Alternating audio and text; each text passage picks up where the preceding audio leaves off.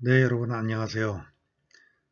IT 기술과 역사에 대한 강의를 맡게 된 임헌규라고 합니다. 이번 학기 여러분들하고 온라인 동영상 강의로 다양한 IT 기술에 대해서 전반적인 그렇게 부담 가지 않는 강의를 진행하고자 합니다. 자, 오늘은 첫 시간으로 아날로그와 디지털에 대해서 한번 검토를 해보도록 하겠습니다. 여러분들이 알고 있는 아날로그와 디지털의 차이는 무엇인지 한번 먼저 생각해 보시죠.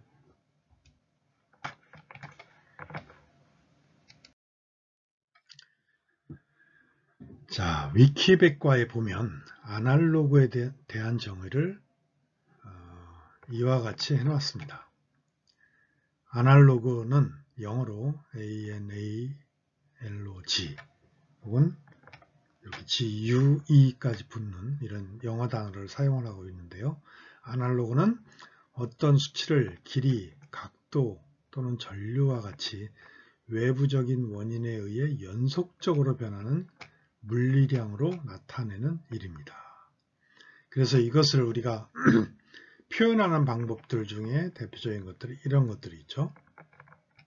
아날로그 시계, 그죠? 그리고 현재 온도를 나타내는 온도계, 그리고 음반, 여러분들 음반 있죠? 소리를 이렇게 음반으로 표시를 하는 것, 이런 것들이 있는데, 그 외에도 자동차의 속도를 바늘 형태로 각도로 표시해주는 속도계나 수은주의 길이로 온도를 나타내는 온도계, 그리고 상대적으로 얕게 패이거나 깊게 패인 여러 홈들과 바늘의 마찰로 인해 녹음된 소리가 나오는 음반, 이런 것들을 우리가 대표적으로 아날로그 장치라고 얘기를 할 수가 있습니다.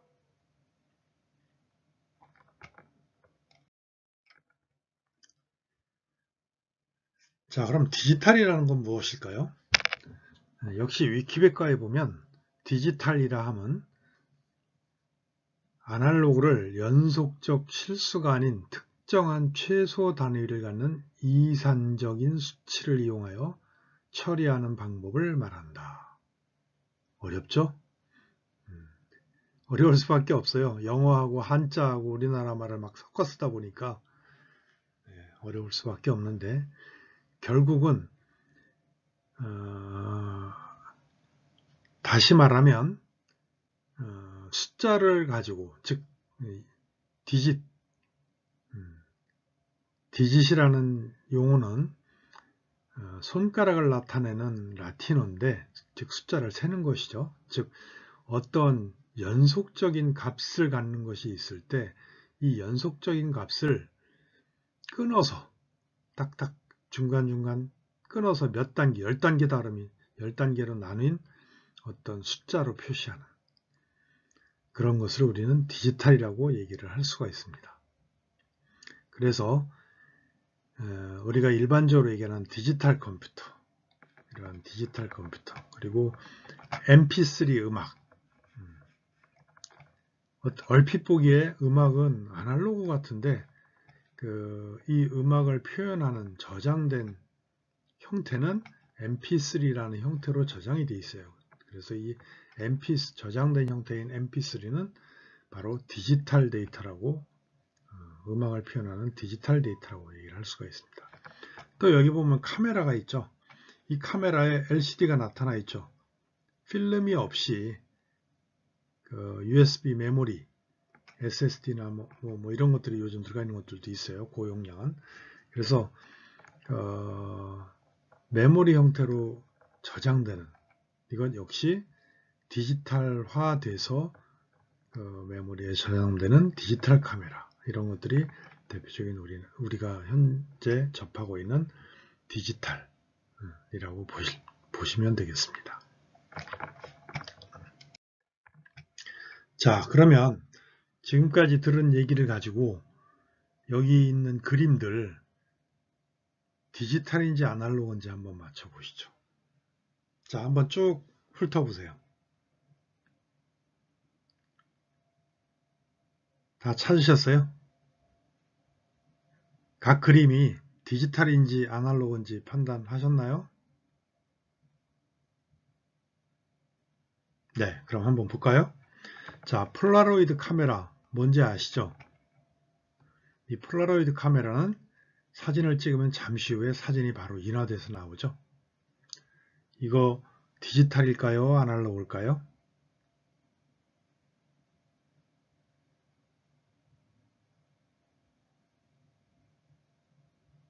네, 아날로그입니다. 자, 그럼 쉬운 거부터 봅시다. 실수 3분의 1이라는 실수 0.33333 가는 거 끝이 없죠? 네.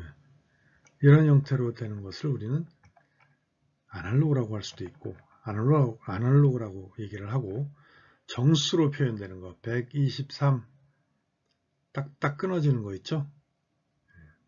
이걸 우리는 디지털이라고 할 수도 있어요.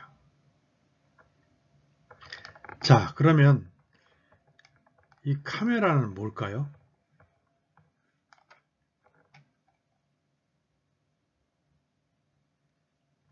카메라 이렇게 두면 앞에서는 디지털이라고 했는데, 그죠?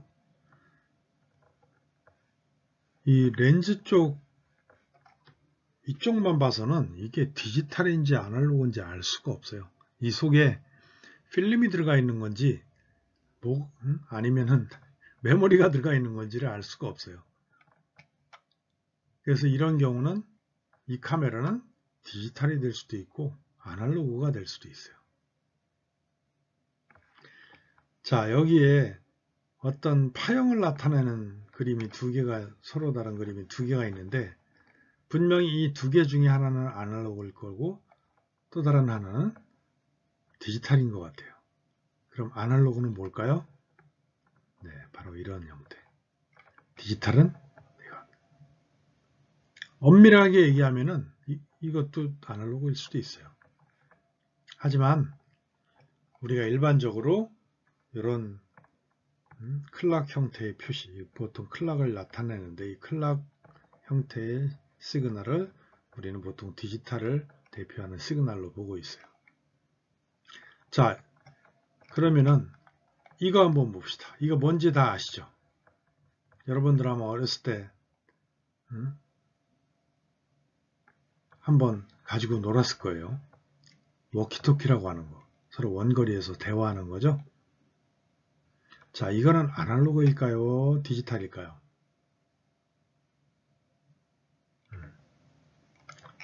일단은 아날로그라고 보시면 됩니다. 이것을 디지털로도 만들 수 있어요. 하지만 디지털로 만들면 조금 더 비싸져요.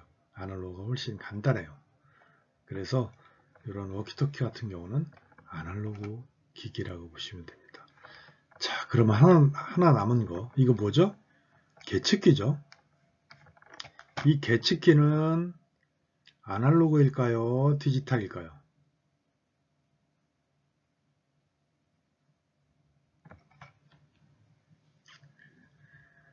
네, 초창기 계측기는요, 대부분 아날로그였습니다. 네, 그래서 계측기가 오래되면 아날로그 제품들은 오랫동안 사용하면은 이 아날로그 신호가 점점점 변할 수가 있어요. 그래서 정확한 계측이 안 됩니다. 그래서 계측기의 수명도 짧았어요. 그리고 계측기가 뭔가 이상하다 그러면 수리를 하는데 정말 전문가 외에는 수리가 불가능할 정도였어요. 그리고 이 계측기가 똑같은 회사에서 똑같은 날짜에 생산된 계측기도 서로 그 결과가 다르게 나타날 수가 있어요. 그래서 꼭 캘리브레이션이라는 걸 합니다. 생산될 때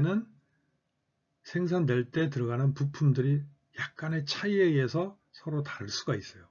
그래서 꼭 생산이 되고 나면 정확하게 만들어진 어떤 기준 장치를 이용해서 튜닝을 합니다. 뭔가 이렇게 나사를 조인다든지 해서 일정한 입력을 주고 원래 나와야 되는 출력이 나오도록 튜닝을 합니다. 그런 과정을 캘리브레이션이라고 하는데 이런 계측기는 캘리브레이션이 굉장히 중요합니다. 물론 최근에 나오는 이 계측기들이 이제 디지털로 많이 나오고 있는데 이 디지털 계측기들도 당연히 캘리브레이션이 필요하죠. 하지만 캘리브레이션이 디지털보다는 아날로그가 훨씬 어렵습니다. 자, 요즘같이 예전에 아날로그로 많이 나왔던 이런 카메라라든지 계측기, 이런 워키토키 이런 것들이 최근에는 디지털화 되고 있어요. 디지털화 되는 이유, 점점 디지털 소자들의 값이 싸지고 그리고 제품의 품질이 일정하게 유지될 수 있는 게 아날로그보다는 디지털이 훨씬 유리하거든요. 그리고 수명도 오래가고 그러다 보니까 이런 아날로그 기기들이 많은 기기들이 디지털화 되고 있습니다. 자, 그럼 여러분들 어느 정도 디지털이 뭐고 아날로그가 뭔지 좀 감 잡히셨나요?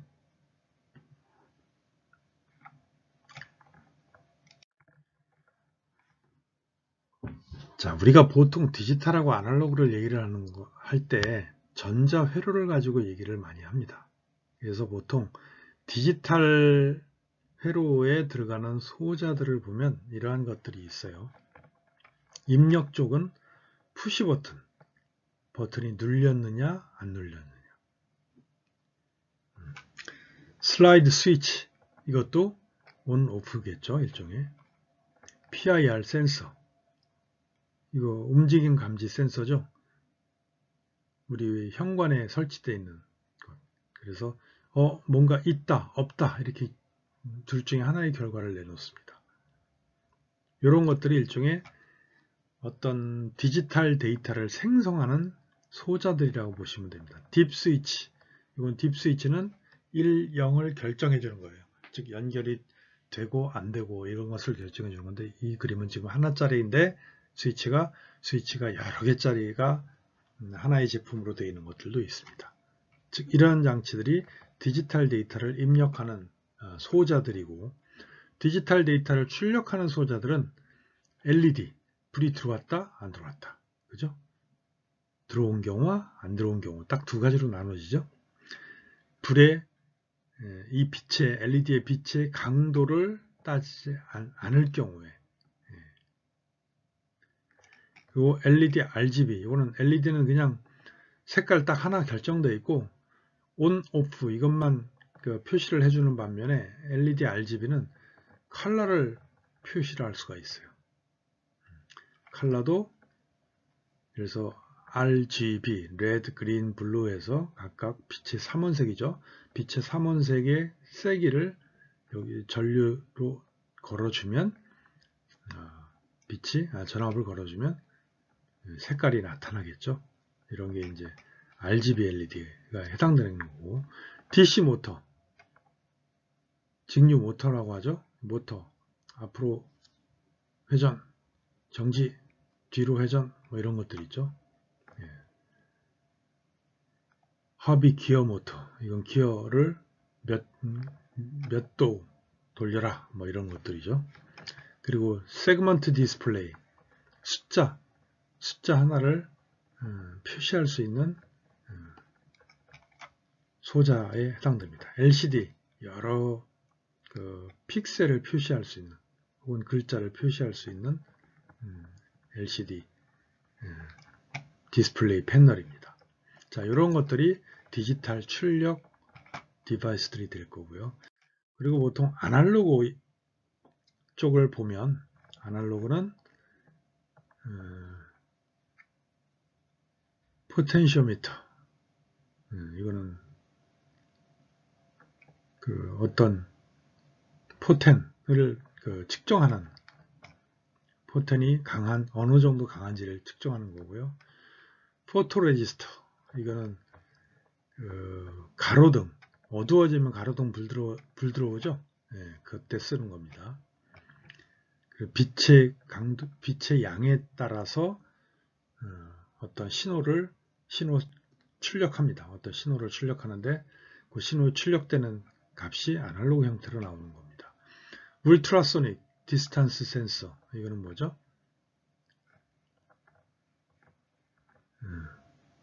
초음파 거리 센서죠. 거리를 측정하는 초음파 센서입니다.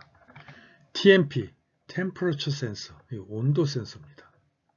이런 것들이 아날로그 입력 소자들이고요.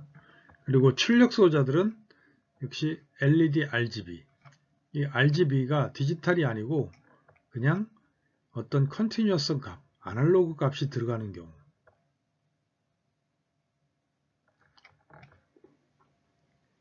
DC 모터이기는 한데 이 DC가 똑같은 게 들어가는 게 아니고 전류가 막 달라질 수가 있어요.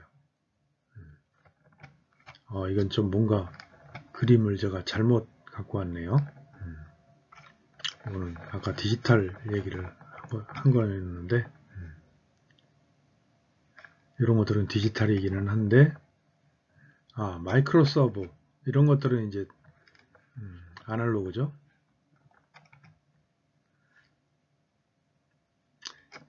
DC 모터나 이 허비 기어 모터, LED, RGB 이런 거는 아날로그 출력에도 쓰이지만 디지털 출력에도 쓸 수가 있어요. 그리고 LCD는 이거는 디지털 출력용이에요. 이거는 잘못 표시가 됐어요. 피해죠. 이건 저도 잘 모르겠네요. 제가 다른 데서 그림을 가져오다 보니까 좀 미처 필터링을 못했네요. 자, 그러면은 이번에는 아날로그를 디지털로 바꾸는 방법. 그래서 디지털로 바꾸어서 컴퓨터 같은 데 저장을 했다가 다시 아날로그로 출력하는 이러한 절차를 한번 알아보도록 하겠습니다. 자, 왼쪽에 있는 이 그래프에 보면은 원래 이 초록색 이 신호선, 스무스하게 표시되어 있는 이 신호선이 어떤 데이터 값을 나타내는 아날로그 시그널이라고 볼 수가 있습니다. 그런데 이것을 디지털화 한다라고 하면은 디지털화 하면은 그 시간 간격을 정해주고요. 그 시간 간격에 어떤 최대값 혹은 평균값을 취해서 하나의 값으로 표현하는 겁니다. 이 구간을. 이 시간 동안에 아날로그 값은 변화가 이렇게 많은데 이때 값을 중간에 있는 한 값으로 표현한 겁니다. 그리고 이런 경우는 자, 여기서부터 여기까지는 이 값으로 표현을 했고요. 그리고 여기서부터 여기까지는 이 값으로 표현을 했고 이런 식으로 적절한 값으로 표현해서 계단 형태로 표시되는 것. 이것을 우리는 디지털화 됐다라고 합니다. 아날로그 데이터를 디지털화하는 것을 이렇게 얘기를 합니다. 자, 이것을 다른 용어로 뭐라고 하냐면 양자화라고 그래요. 양자화. 양자. 자, 이거를 다시 한번 볼게요. 아날로그 신호가 이렇게 있어요. 아날로그 신호가 이렇게 있는데 이것을 시간축이죠. X축은. 시간축으로 아날로그 신호, 즉 전압이다 그러면 전압이 시간이 흐르는 동안에 전압의 변화가 이렇게 시간에 따라서 이렇게 흐른다는 겁니다. 그랬을 때 이거를 디지털화 한다는 얘기는 샘플링이라는 것을 합니다. 즉 시간을 특정 그 주기로 다 잘라요. 예를 들어서 이만큼이 뭐 1초다. 그럼 1초를 0.1초 단위로 자릅니다. 그래서 0.1초에 한 번씩 현재 전압이 얼마인지 측정을 해요. 그 측정된 값을 이렇게 표시를 합니다. 이 점선은 이 특정 샘플링된 요 값들을 사이를 스무스하게 연결을 해준 거예요. 이 스무스하게 연결한 게 결국 이 아날로그 신호가 되겠죠. 그래서 디지털 신호는 이렇게 시간축에서 특정 주기로 샘플링을 해서 그 샘플링된 전압의 값을 숫자로 표시를 한 겁니다. 이 숫자로 표시하는 것은 보통 정수로 표시를 합니다. 그래서 정수로 표시를 해서 이렇게 표시를 해 놓은 것이 우리가 샘플링 된 거고요. 이 샘플링 된 것을 아날로그 신호로 변환을 해보면 이렇게 계단 형태로 표시가 되겠죠. 그런데 여기에 이거를 중간 스무스하게 이 계단처럼 표현된 거를 중간값으로 계단처럼 표현되어 있는 거를 스무스하게 적용하는 표시하는 함수를 적용하면 이렇게 복원된 아날로그 신호가 나올 수 있어요. 물론 이렇게 한번 샘플링 돼서 디지털화된 데이터를 다시 아날로그로 만들 때 기존의 원래 아날로그 신호와 동일하게 나오지는 않아요. 그런데 거의 유사하게 나오게 만들 수는 있어요. 뭐를 조정을 하면은 유사도를 높일 수 있을까요? 원래 아날로그 신호와 사람이 느끼기에 별 차이가 없이 거의 똑같다라고 느끼게 하려면 뭐를 어떻게 하면 거의 똑같아질까요?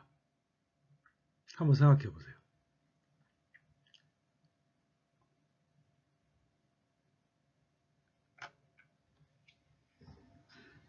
생각되셨나요?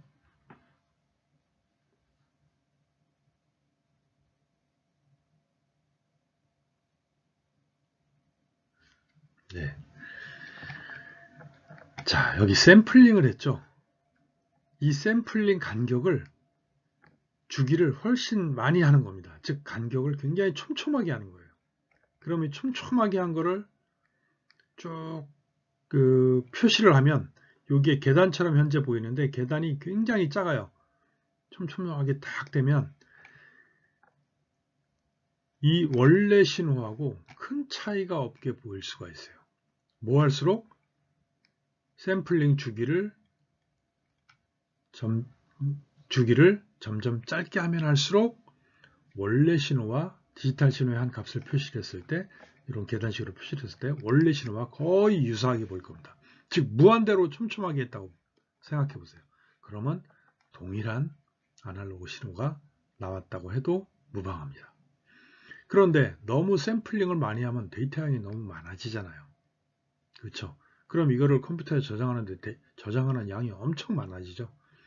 그러니까 타협을 해야 됩니다. 어떻게?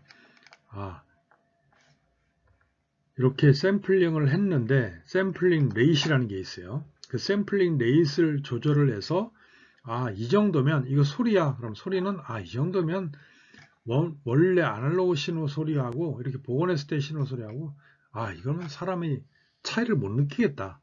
그 정도 선에서 타협을 하는 겁니다. 그 정도 선에서 타협을 해서 만들어진 음악 파일이 mp3 파일이에요. 자, 그러면 이 대표적인 아날로그를 디지털로 바꾼 대표적인 예를 하나 mp3를 들어보도록 하겠습니다. 자, mp3란 무엇인가요? mp3는 MPEG-1 오디오 레이어 3라는 국제 표준화 기구에서 오디오를 압축하는 디지털화해서 압축하는 표준 규격입니다. 그래서 MPEG-1 오디오 레이어 3 또는 MPEG-2 오디오 레이어 3 이것의 약자가 MP3라고 우리가 보통 하는 겁니다. 그래서 MPEG-1의 디지털 오디오 규격으로 개발된 손실이 있는 압축 오디오 코딩 포맷입니다. 당연히 디지털화 하면은 손실이 당연히 있겠죠. 그죠? 그런데 사람이 듣기에 거의 못 느끼겠다. 그 정도 수준까지 샘플링을 하면 우리가 음악을 듣는데 지장이 없겠죠. 자, 그런데 사람의 가청 영역은 제한이 되어 있어요. 보통 20Hz에서 20kHz, 즉 2만 Hz, 20Hz에서 2만 Hz 사이의 주파수를 우리는 사람이 들을 수 있는 가청 주파수라고 합니다. 즉 박쥐의 초음파 소리는 박쥐가 내는 초음파 소리는 들을 수가 없어요. 박쥐들은 초음파를 발사를 하고 반사돼서 오는 거를 들어서 주변의 지형 지물을 확인을 하죠. 근데 사람은 그 박쥐의 초음파 소리를 들을 수가 없어요. 또 한 가지 주파수적 효과가 있어요. 사람의 귀는 모든 음역에 대해 똑같은 예민함을 갖지 않습니다. 우리가 여러분들 아마 할아버지 할머니들 보청기 하러 갈 때 혹시 따라가 보신 분들은 한번 보셨을 거예요. 보청기 할아버지 할머니들 맞춰주는 분들을 보면 주파수 대역별로 이렇게 증폭하는 양을 변화를 줄 수가 있어요. 그래서 그걸 들어가서 이걸 더 올려드릴까요? 좀 낮출까요? 이 소리 잘 들리세요? 합니다. 그 주파수에 따라서 측정을 해서 거기에 맞게 보청기를 튜닝을 해주는 겁니다. 즉 또 이런 예를 들 수도 있어요. 대포 소리와 피아노 소리가 동시에 울리면 피아노 소리는 사람이 듣지를 못합니다. 즉 대포 소리 주파수대와 피아노 소리 주파수대가 이런 경우는 대개 몇 배수가 되는 거죠. 네. 거의 몇 배 하면은 대포 소리의 몇 배 하면은 피아노 소리의 주파수가 되는 거죠. 즉 이렇게 동일한 n배의 주파수대에 있는 소리들은 잘 듣지를 못해요. 자, 그리고 시간전 효과라는 게 있어요. 이건 뭐냐면은 큰 소리 뒤에 따라오는 작은 소리는 큰 소리의 잔상에 묻혀서 듣지를 못합니다. 즉 이 귀의 특성이에요. 사람의 귀는 어떤 변화를 주로 느끼는 건데 이 변화를 느끼는데 큰 소리 뒤에 나오는 작은 소리는 큰 소리 때문에 큰 소리의 신호가 워낙 강해서 작은 소리를 못 느낍니다. 사람은. 그래서 이런 것들 우리가 들을 수 없는 영역 제거하고 그리고 예민함을 갖지 않는 주파수대 또 제거하고 또 큰 소리 뒤에 나오는 작은 소리 이런 것들은 또 제거하고 하면서 샘플링을 하되 이런 부분들을 제거함으로써 디지털화된 데이터 양을 줄여서 압축하는 방법을 우리는 MP3 인코딩 방법이라고 얘기를 합니다. 자, MP3 이거를 이제 그림으로 다시 한번 말씀드리면 그래서 0Hz부터 이만큼 주파수 대역이 있다고 했을 때 사람이 들을 수 있는 영역은 16Hz에서 2만 Hz, 20kHz 이 정도라고 합니다. 그러면은 이 바깥을 넘어가는 초저주파 및 초음파 이쪽은 굳이 우리가 표현을 할 필요가 없겠죠. 디지털화해서 저장할 필요가 없겠죠. 그래서 어떤 음성이 들어오면 어떤 가수가 노래하는 음성이 들어오면 이거를 아날로그 디지털 변환 과정을 거쳐서 이렇게 샘플링을 즉 양자화를 해서 데이터를 샘플링을 하고 그리고 사람이 인식하지 못하는 작은 소리 또는 너무 낮거나 높은 소리는 삭제해도 큰 차이를 못 느끼기 때문에 앞에서 얘기했던 그 세 가지 특성, 사람의 듣는 특성을 이용해서 제거를 합니다. 일부 데이터를. 그리고 사람의 음성을 주파수별로 주파수가 16Hz에서 2만Hz가 있죠. 이거를 576등분을 합니다. 576등분을 해서 각 주파수별로 데이터를 샘플링을 합니다. 그리고 그 주파수별로 샘플링을 해보면 어떤 주파수는 값이 전부 다 쭉 0 그러다가 어쩌다가 한번 툭 튀어나오고 이런 형태로 돼요. 그래서 주파수별로 보면은 쭈루룩 0이 쭉 나오다가 또 어떤 값이 일정하게 쭉 되다가 또 떨어지고 뭐 이런 형태로 돼요. 그래서 그런 것들을 압축을 할 수가 있어요. 즉 0이 쭉 오래되는 거 이런 거 압축하기 편하잖아요. 그죠? 그런 식으로 해서 576 그 주파수대별로 데이터를 압축을 해서 만든 파일이 mp3 파일이다 라고 보시면 되고요. 그 세부적인 절차를 보면 아날로그 음원에서 아날로그 디지털 컨버팅을 거쳐서 디지털 파일의 원형이 나오고, 이 원형이 나온 것에서 20Hz에서 20000Hz 사이의 주파수를 우선 32단계로 구분을 하고, 그리고 각 단계를 다시 또 18단계로 또 구분을 합니다. 그래서 총 576단계로 구분된 이것에서 가청 주파수를 제외한 것을, 가청 주파수 외의 것들을 제거하고, 또 아까 말씀드린 몇 가지 특성들을 적용을 해서 디지털 데이터를, 최종 디지털 데이터를 만들어서 저장한 것이 mp3 파일이다 라고 생각을 하시면 됩니다.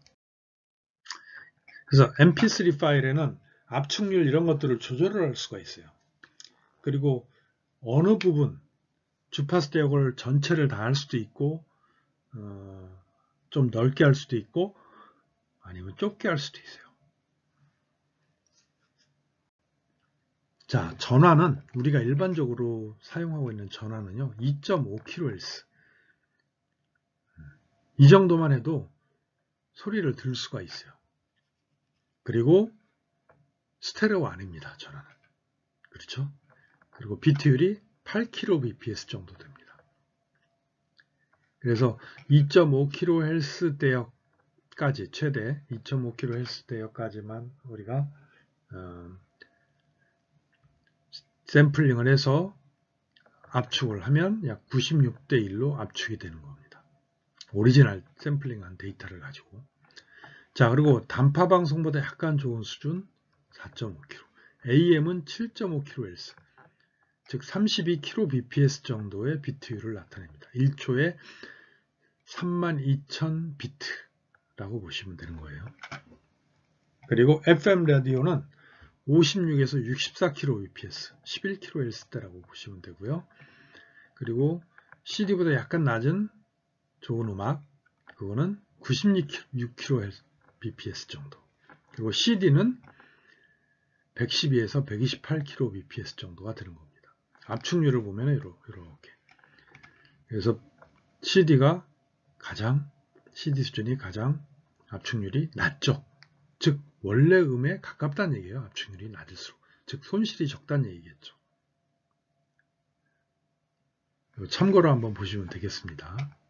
이런 식으로 mp3 압축을 합니다. 그래서 우리가 현재 그 스마트폰으로 통화하죠. 통화하는 거 지금 8kbps로 압축을 합니다.